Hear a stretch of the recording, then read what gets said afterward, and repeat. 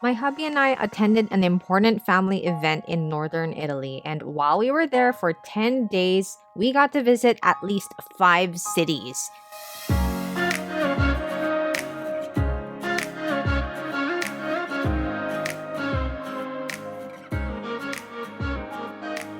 In this video, I'll be showing you guys the 5 cathedrals we visited in each of these cities, plus a bonus at the end. So if you're interested in that, then stay tuned.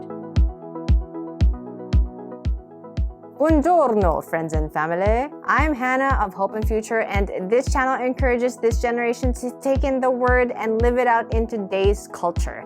If that's what you're looking for, consider subscribing. Let me just share to you guys the word Duomo. When I went to these different cities, I was like, there's a Duomo here, then in that other city, there's another place called Duomo. So I found out that Duomo is an Italian term for church or cathedral. And it looks like there's one in each city. But if you're Italian and maybe you're watching this, let me know in the comments if that's true or not. But at least in the cities where my family went, there was a cathedral in each of them. The first one we visited was Duomo di Milano, found in Milan. What's so special about this Duomo? It's a ginormous cathedral made of marble. There are only 2 cathedrals bigger than it in the world. But the Milan Cathedral is the oldest among the 3. It can fit 40,000 people, and it took about 600 years to build. Maybe that's why there were different art styles used in its construction: Neoclassic, Baroque, and decorative Gothic.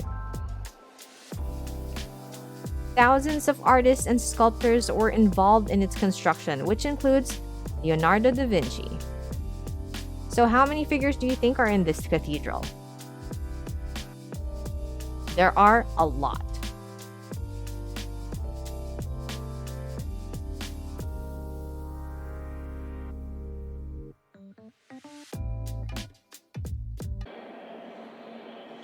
Ganda naman dito. And you shouldn't miss the view on the rooftop.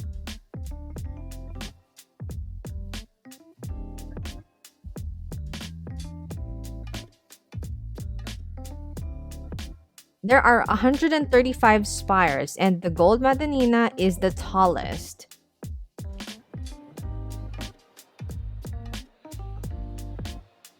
Another thing you might see here is the statue of Saint Bartholomew. It's kind of disturbing for some since it's a statue of him holding his own skin like cloth while standing, his muscles and veins exposed. Another relic found here is in that red dot high on the wall. That is believed to be one of the nails used in Jesus' crucifixion. Let's go to our next one, Duomo di Florence, found in Florence. We kind of covered this one in the first video, but I don't think it was enough. We got to see the Piazza del Duomo, which would be the dome,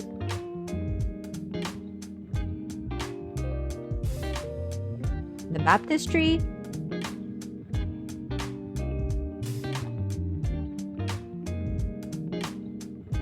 and Giotto's campanile.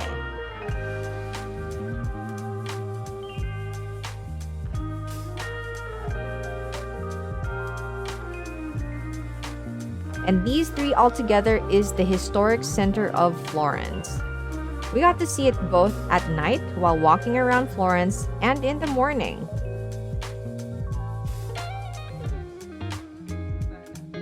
The cathedral was built in the Gothic style, but when Filippo Brunelleschi came into the picture, the Renaissance influence started. Outside, you'll see the wonderful stained glass windows and green, red, and white marble.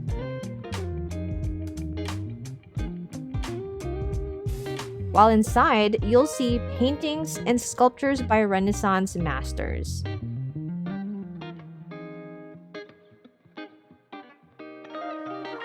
In my research, as of 2022, this Duomo was 11th among the largest churches in the world. We got to go up the dome, which was a whopping 463 steps. And guess what? My hubby's mom went up too. Strong legs for her age, eh? Ano masasabi mo sa akit natin? Super hirap.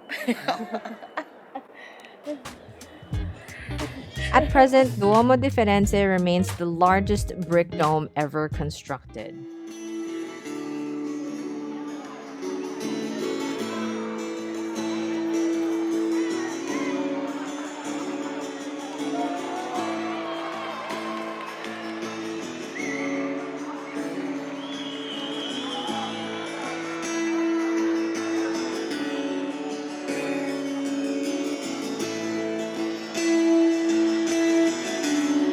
The next one we went to is the Duomo di Siena, of course found in Siena, led by Giovanni Pisano. It also includes a dome and a bell tower. What makes this Duomo unique? The people in Siena wanted to make it bigger than the Duomo found in Florence because they were rivals. But because it was so hilly in the city and there was also a plague, it didn't happen. And well, you'll see some of the unfinished facades right here. So let's look at the outside. This has been called a medieval church. It has white and greenish black marble in alternating stripes. And there are statues of saints and gargoyles. Then inside, you'll see sculptures of heads looking down at you, which are the different popes who reigned. Check out the marble mosaic floor too. It's so grand that Giorgio Vasari, the guy who painted this fresco, described it as the most beautiful, largest, and most magnificent floor that was ever made. You might have heard of Donatello. No, not that Donatello. This one. He painted John the Baptist. And I'm sure you know Michelangelo. No, not that one either. Michelangelo, who sculpted the statue of Apostle Paul. The Siena Cathedral pulpit caught my eye the most. It was sculpted mostly by Nicola Pisano, and you'll see the different scenes in the life of Jesus. Look at that detail. On another side, you'll find the Piccolomini Library, which shows the spectacular frescoes showing Renaissance art finished over 500 years ago. The next one we went to was, I think, the most popular location among the 5 in this video, Pisa. This whole area is called Piazza dei Miracoli. It has the Duomo, the Baptistry, and the Bell Tower, which most probably you know as the Leaning Tower of Pisa. I think it's the only bell tower that's more popular than the cathedral itself.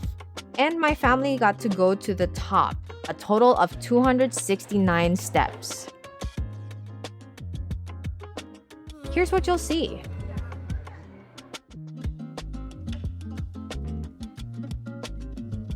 And from the top, you'll see the Duomo itself. Let's head there. This Duomo was built by Busquetto, and it's the oldest among all of the other Duomos we just talked about. Just soak in the magnificent works and art styles in this church.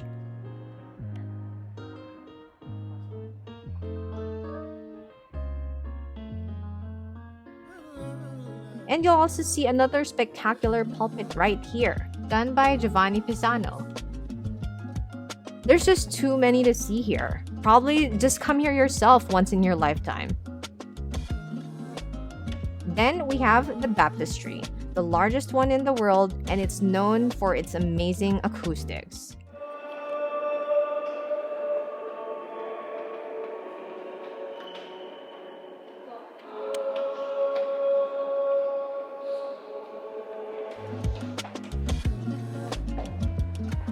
Did you know back in the day, people were not allowed to go into the cathedral if they weren't baptized? That's how important baptistries were. So right after getting baptized, they could go inside the church. Now let's go to the Duomo in Lucca, Cathedral of St. Martin. It's actually a hidden cathedral built around the same time as the Duomo in Pisa. It's super beautiful outside, and it's made up of white and green marble and features 3 large arches with some very detailed sculptures of the scenes from the Bible by Nicola Pisano.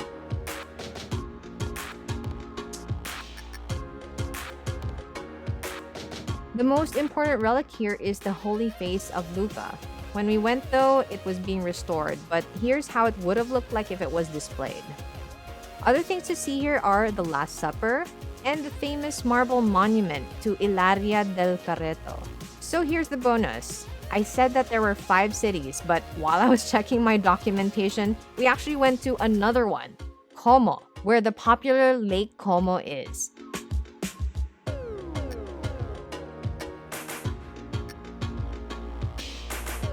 And guess what? It has a Duomo too. These churches have been very important to their cities because of their works of art and history. And even until now, people still look at the structures and find it so important to preserve them. It's the same with what Jesus sees in his church. That is, his followers, the people of God. Some people think that they can live without going to church. They don't want to deal with or be hurt by hypocrites or these imperfect people. And it's true.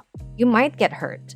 But if you want to be part of God's family, be part of a church. Scripture says, "So now you Gentiles are no longer strangers and foreigners. You are citizens along with all of God's holy people. You are members of God's family." Jesus says to love his bride. That's the church. It says in the Bible, "Husbands, love your wives as Christ loved the church and gave himself up for her." If we want to grow in our faith, you got to be part of a church, the fellowship of believers. The word says something about that too. As iron sharpens iron, so a friend sharpens a friend. I talk about that more in detail in this video. What's your favorite Duomo? Or if you're part of a church, what's your favorite thing about it? I really want to know, so comment below. If you haven't yet, smash the like button, subscribe, and hit that bell. Our hope and future is in Jesus. See you in the next video.